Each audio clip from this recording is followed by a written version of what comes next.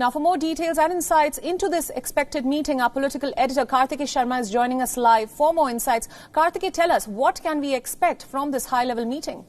See, there are a couple of things which the government intends to do. One, it intends to build a political consensus in India. What had happened in the last 48 hours, or to say 2 or 3 days, was a political fight on the issue of why the men died, why weren't they carrying arms. There was a tweet by the foreign minister on this issue also. This resulted in a lot of debate, heated exchange of tweets and statements by various political parties. So on the issue of China, Prime Minister wants to create a consensus so that the nation or the political parties on the issue of LAC can speak in one voice. And that has been the tradition.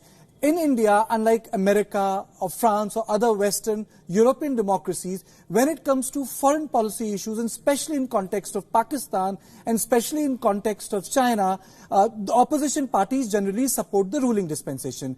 This was witnessed in 1971 when under Indira Gandhi there was a war with Pakistan. This was witnessed during 99 also when Kargil took place and the Congress and other parties supported then Indian Prime Minister, BJP-led government Atal Bihari Vajpayee. So in this, I think rather than to take them all into account in context of opinion, what Prime Minister is going to do is to brief them, tell them what happened, give them an official account. And I think the way Doklam briefing happened, which again took place, but that was a meeting in which they were personally invited, Priyanka. Right. In that meeting, there was a presentation by the army also. Now, one will have to see whether army brass will present them, all these details through webinar, and then the Prime Minister is going to speak. But my understanding is, going by the way leaders in India were briefed on Doklam, they were also allowed to speak and put their opinion on table. And I think,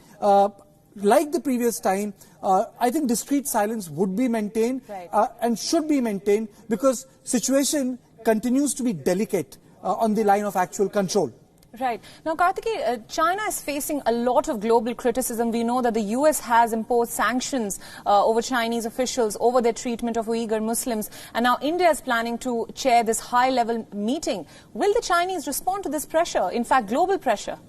I think the larger issue here is because generally if you look at the way Chinese propaganda machinery work, they exploit the multiple narratives. India is a democracy, and in democracy various shades of opinion are always welcome. Unlike China, which is authoritarian in nature, where there is no multiplicity of opinion. So the multiplicity of opinion is always exploited by the Chinese media. Now in 2018, the first BJP government, the ministers were then under express instructions from the Prime Minister not to speak on the China issue. I think there will be a lot of political give and take also because Prime Minister Modi is perhaps the only Prime Minister in post-independent India who has very frequently visited China. As a Chief Minister, he went to China. As a Chief Minister, he invited Chinese companies in Vibrant Gujarat Summit. So the personal diplomacy which Prime Minister Modi had practiced, a lot of investment went in context of China. Now, that has not paid off. So I think a lot of political parties are going to ask questions on that